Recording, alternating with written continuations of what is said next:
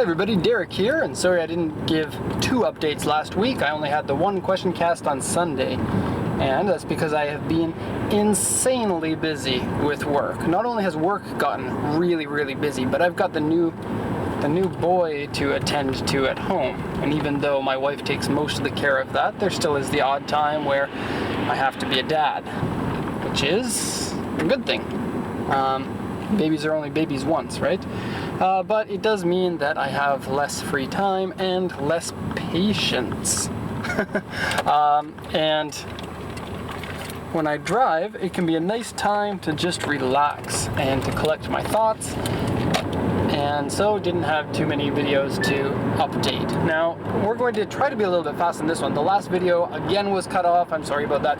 I think that the cause for that one was a dead battery, but I can't see the screen while I'm taking these. I just drive, and I continue talking and talking after the video shuts off. I don't know the condition of the battery that's in there right now.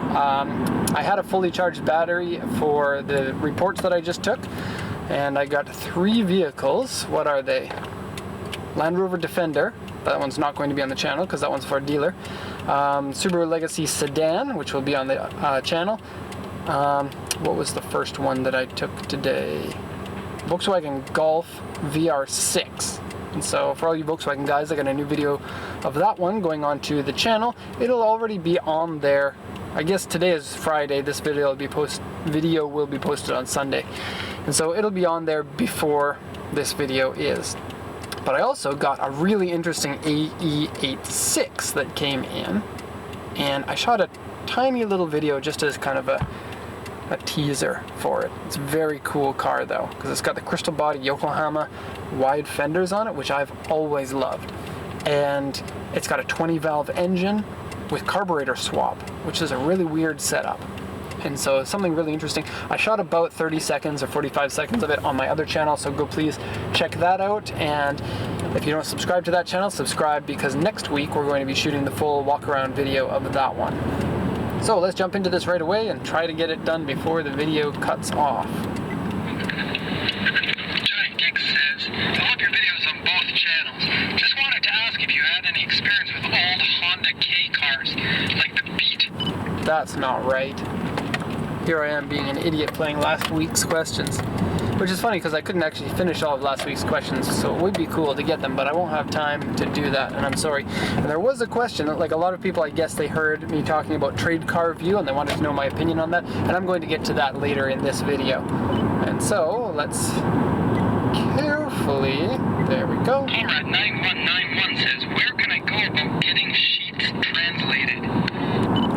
So the sheets he's talking about are the auction sheets, and you can get those translated through us. If you have an account set up for purchasing, then all those sheets are translated for free. And we spend an awful long time translating those sheets because we put a lot of effort into making sure that the entire sheet is translated, and kind of the read between the lines parts are translated if possible. Now I know that we can't do that every time because I do the translating, so does Naoko, which is the office lady, and her experience with the sheets is limited. I guess not experience with the sheets so much as experience with just the cars and which cars have quirky little problems. And if I'm in the office, then I can help out with that, but I'm not always. And so there is a trade-off.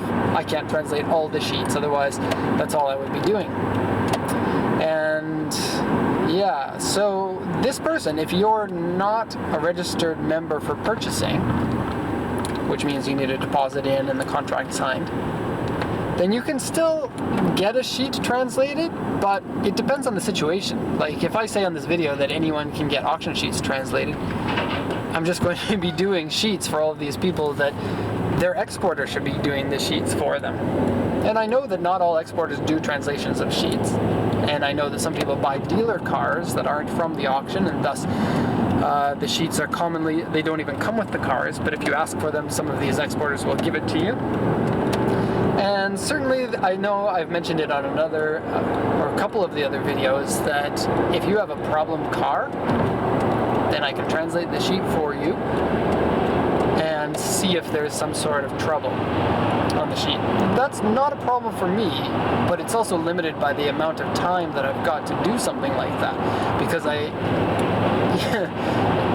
if if like 20 people come in and ask me for that, then that could be a lot of trouble for my company. And so certainly I do like doing it. I like helping people out, but at the same time I also am very busy and don't have time to do a lot of the things that I need to do for my company. And so there is a trade-off there. So if you want to get a sheet translated, understand that it is really something that we try to go the extra mile for. And don't just send me an email and say, hey, I've got this sheet translated for me, because it's not really an expectation that we do the translations for everybody.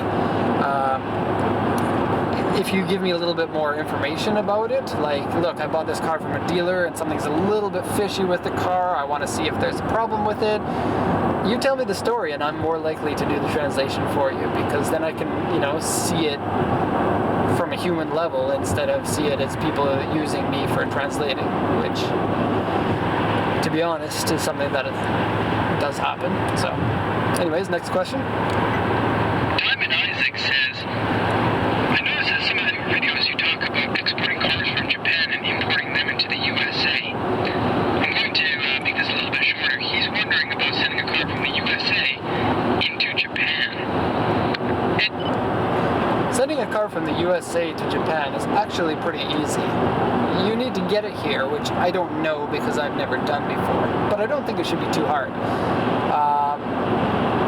I certainly could figure out how to set that up. Sending the car here and actually importing it, there are no regulations for the year. You can send any year that you want, and you can import it here, which is really funny because the reason why the USA has a 25-year rule is to stop the cars coming in and competing with the cars that are naturally for sale in that country. And this is understandable because the US has a big market for a big domestic market manufacturing and selling cars, and they want to kind of curb the competition so that the domestic manufacturers can get some advantage. And also the used car dealers associations really pitch for this. But the funny thing is that Japan has a really big domestic market for cars, and they're not worried at all about competition coming in and stealing from them. So it's really strange to me that, Japan is a country that you can import any car that you want, and yet there isn't an awful lot of interest in importing cars here as a percentage of the entire market. So it is interesting. If you want to send a car here, I don't want to get into that at the moment because we're really busy with other things, but it is something that in the future that I want to get into, is just importing cars and selling them here, because as a company where 99 to 100% of our sales comes from exports, we rely heavily on the exchange rate of the Japanese yen. And that means if the yen takes a tank, we can lose a lot of customers because of that. And so it's something that we worry about. If we do both importing and exporting, if the exchange rate will always be in our favor, because if it goes bad for exporting, it will be very good for importing. And so it's something that we want to do, but it requires a lot of startup capital to start up something like that and to be profitable doing it. We understand that because I've looked into it. And it's not something that has a very good amount of, value per money put into it. And so at this point, we don't want to get into it yet. The Hunter 666 says, dude, do you trust TradeCarView website? Another question, do you think it's okay to export a 350Z right-hand steering wheel from Japan? The first question I actually recorded twice because somebody else asked it too, and I didn't realize because I'm really tired right now. And so I just recorded it twice. The second question I'll answer now, and then I'll answer about TradeCarView in a little bit. Can you export a right-hand drive 350Z? That question doesn't give me enough information to answer it because, and it's very similar to the type of emails that we get. Like, hey, can I import a Nissan Skyline? And that's it, without even a period on the end of the sentence. And so, I feel like sending them an email that says no, or just yes, and just leaving it as empty as they sent it to me. But that would be a dick thing to do, and I don't want to do that. And so we try to be as nice as we can to people who don't have experience in, any communications. I don't know, but it's just not nice to be a dick to people who just don't understand what they're doing, or send an email without thinking it through. Anyone can do that. Can we export that? Yeah, but can you import it? Maybe. It depends on the country that you're in. I'm guessing that that person's from the USA, but maybe not. If it's the USA, then the answer is no. It needs to be 25 years old. We literally get like 15 to 20 emails per week asking us if we can import non-25-year-old cars to the USA. And that just shows me that, for one, people in that market don't read the internet.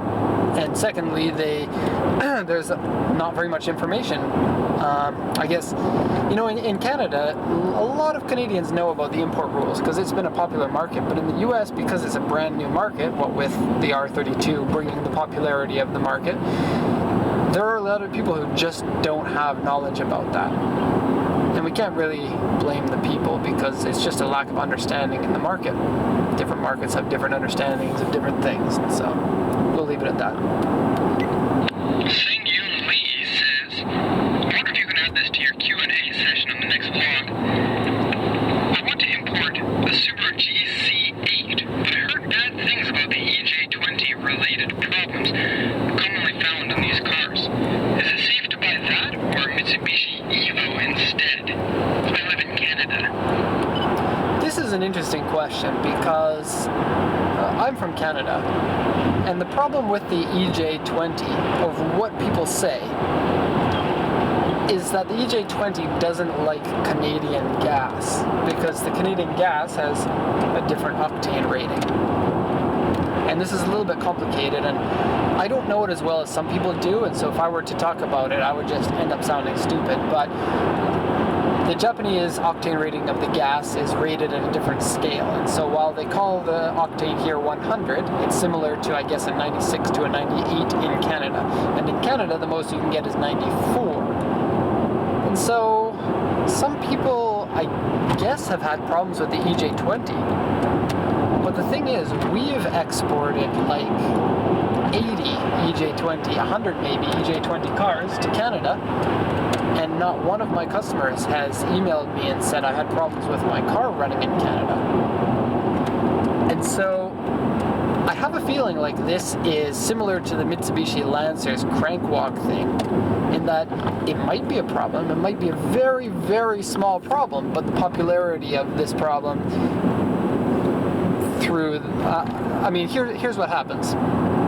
People who don't know an awful lot about cars will read on a web forum about one person having a problem with their car. It might be crank walk, or it might be gasoline problems with the EJ20.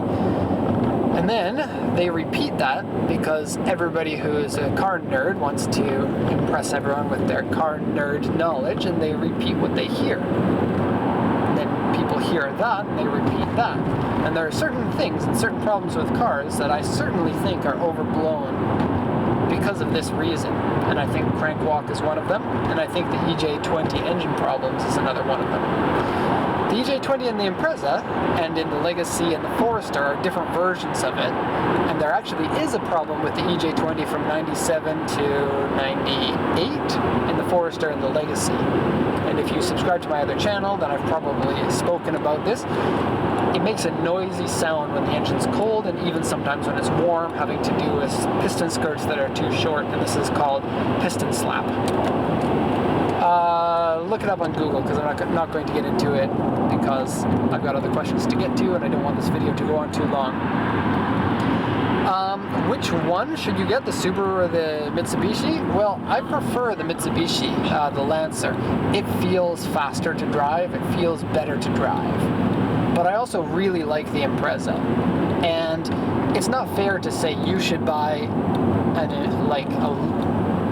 one over the other, because they're both really good, and they're both close in how good they are. And so I don't want to be one of those guys that says, well, the Impreza sucks because the Lancer is so much better, because it's really not that much better.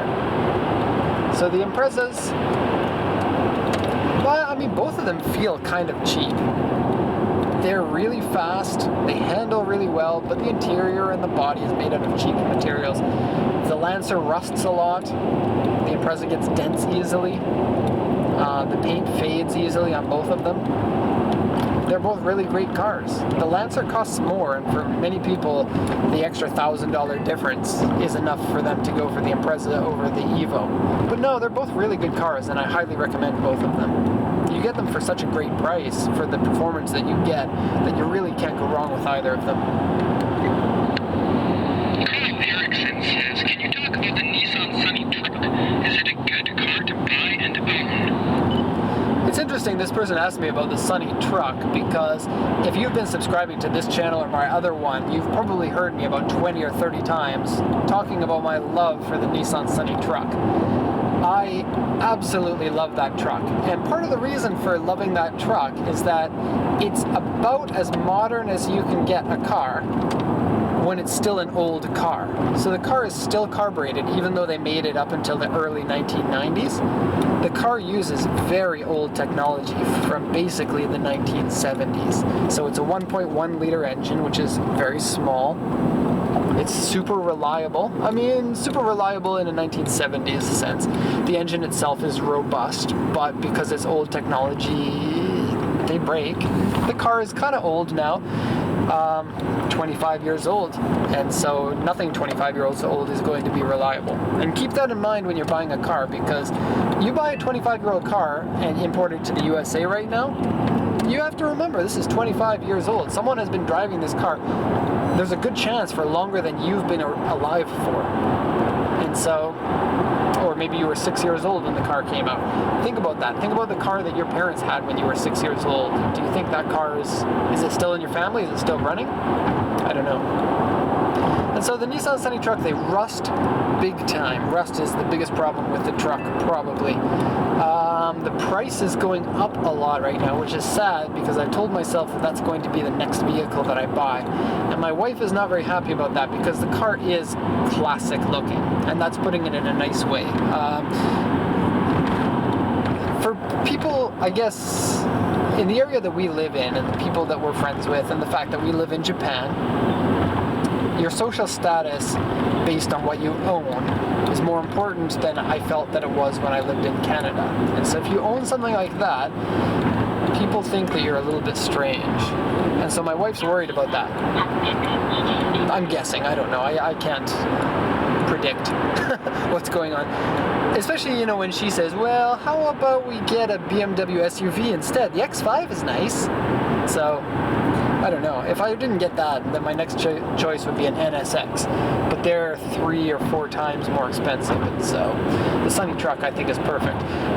What I like about it is it's really low powered, and I think that people don't appreciate low powered cars as much as they should. And people who are always on the internet comparing stats of cars, the stats on the cars don't tell you anything about how the car feels to drive. Nothing at all. I mean, like what we were talking about there with the Lancer versus the Impreza, they both feel very different when you drive them, but the stats on them are basically the same. They're both 2-liter turbocharged, 280 horsepower, 4-wheel drive cars that weigh the same. You would expect them to perform very much the same, and they do perform very much the same. The Lancer's a little bit faster, but they feel quite different when you drive them, and that's something that can't be stressed enough because people don't think about that anymore, I think. And yeah, anyways. Let's just go on to the next question. That went on too long. Farmers One says, is there a lot of street racing in Japan? There might be a lot of street racing in Japan, but I don't think so much anymore. I think that the availability of having circuits here, just so many circuits, it really stamps down on the street racing. Street drifting, I think, would be more popular, and there is a lot of that goes on. But the people who are good at drifting, from what I've seen, they usually don't drift on the street because it's pretty stupid to do that, to be completely honest. Why would you drift on the street when you can drift on a track around all of your drifting friends? It's completely illegal. You've got medical attention there if you need it, or mechanical attention if you need it. And you know, you can set up your tools there, you can swap your tires. The tracks are just a better place to do it. And I can understand, and I don't condone it, but I can understand people who street drift when there are no circuits around. But here in Japan, there are circuits around. And so unless you want to be a truant and you want to pretend to be cool by street drifting, you'll do it at a track. And there are so many drift dedicated tracks here that it's really no problem. There's one within an hour drive of pretty much any of the big cities. E36 Beamer 27 says, I want to hear your thoughts on TradeCarView.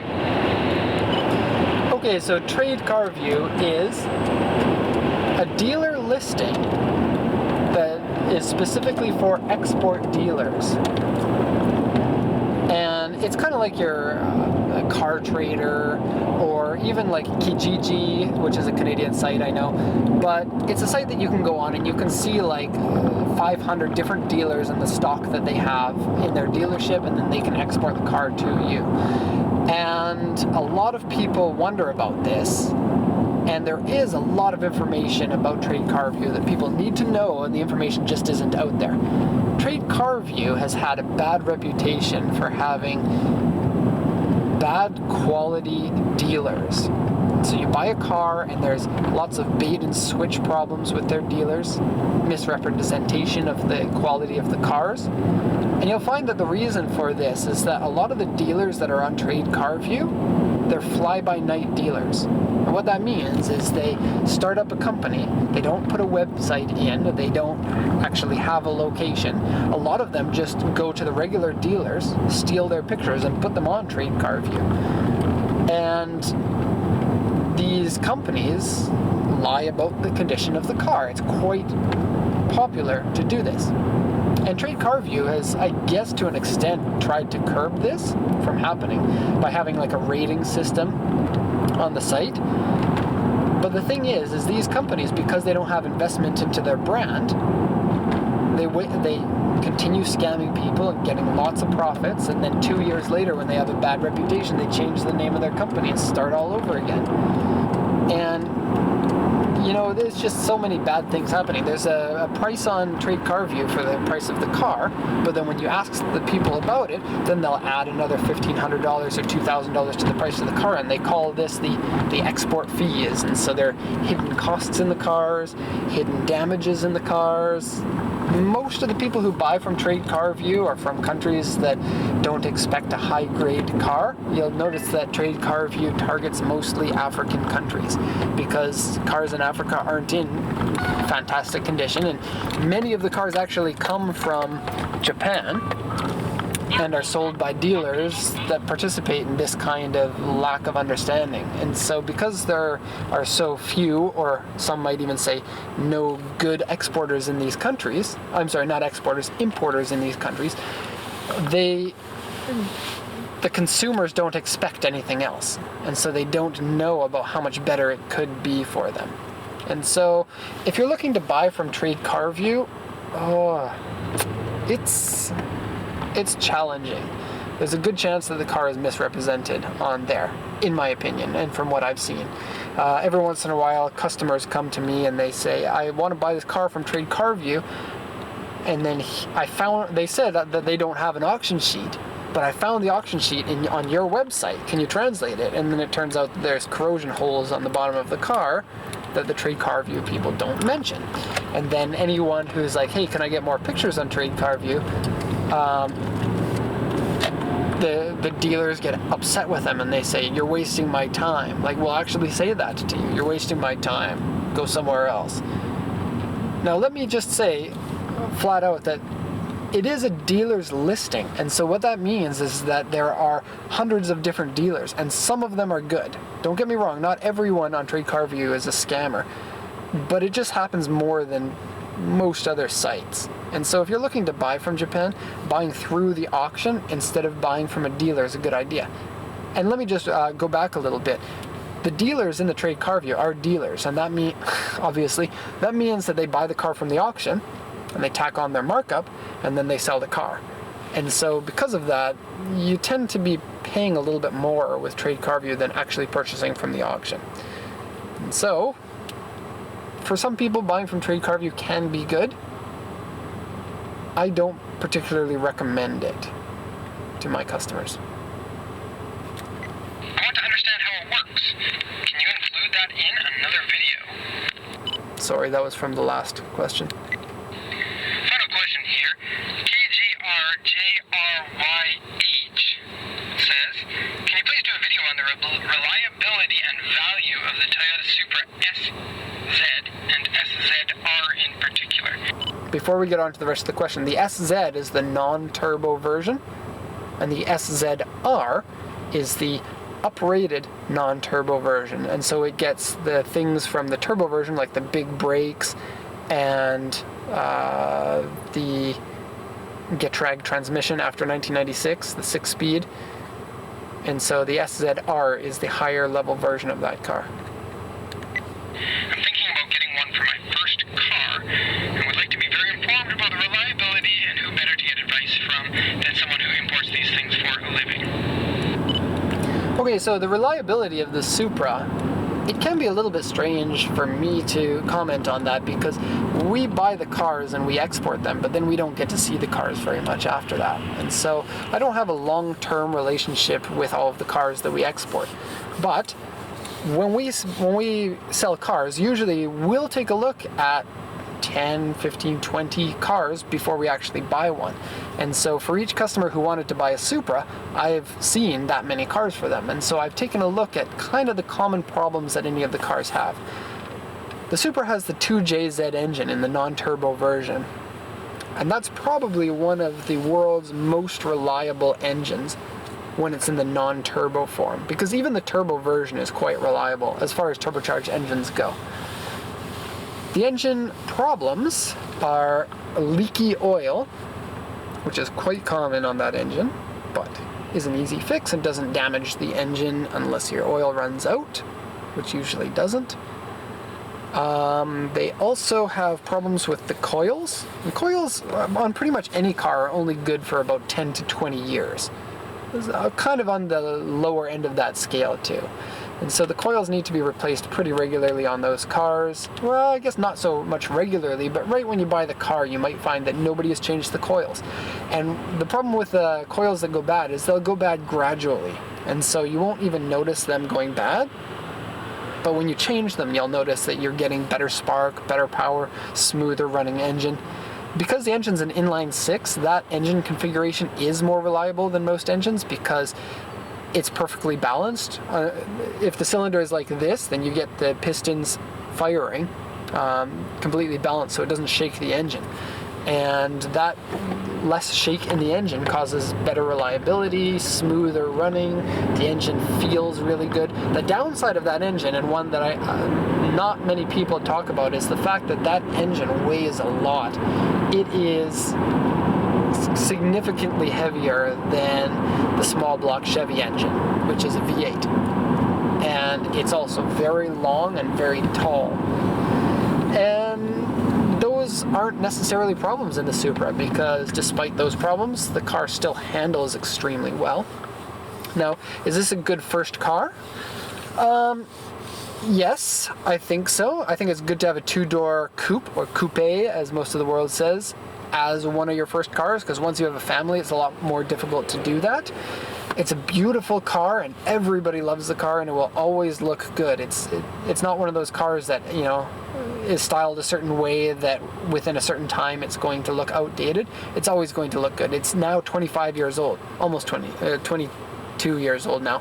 Still looks really, really modern, and so highly recommend the Supra. The downside, I guess, to owning it as a first car is that the car's rear-wheel drive, fairly heavy.